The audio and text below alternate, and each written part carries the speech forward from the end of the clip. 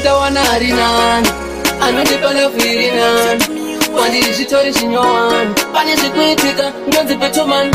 pandaishingirira zuva richipisa ndichidikitira pandanyazokutaimira ndaisivei kukuti uri kunditenderera imwe wandaizama kukuitira zvese vane zvawaitaura wakati maya bebi arimemba zuva riyera wakandifinyamira paenda kuigira maruva uchiti maya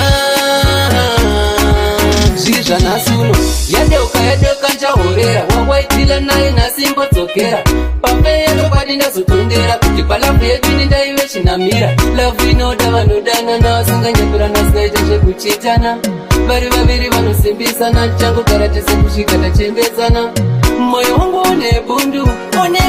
risingazopora zvizamu zvaita ndinyoreso mwina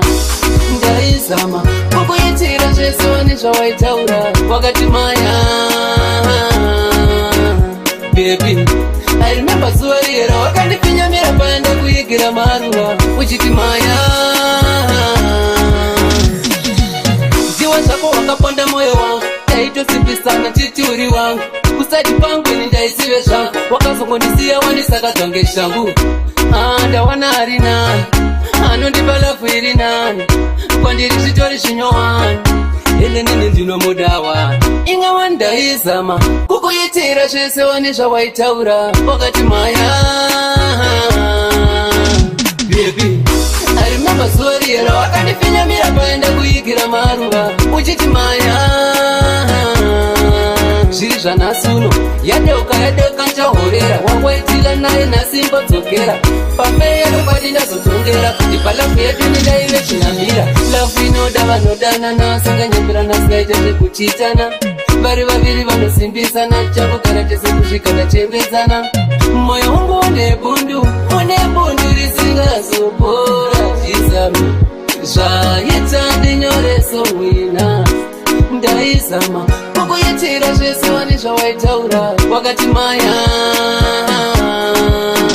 bebi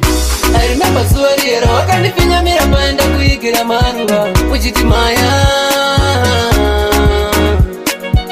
ndiwa zvako wakaponda mwoyo wangu taitosimbisana titi uri wangu kusati pangu ini ndaisive zvangu wakazongondisiya wandisakadzwa ngeshangu ndawana hari nani anondipa lavu iri nani kwandiri zvitori zvinyowani ende nini ndinomudawa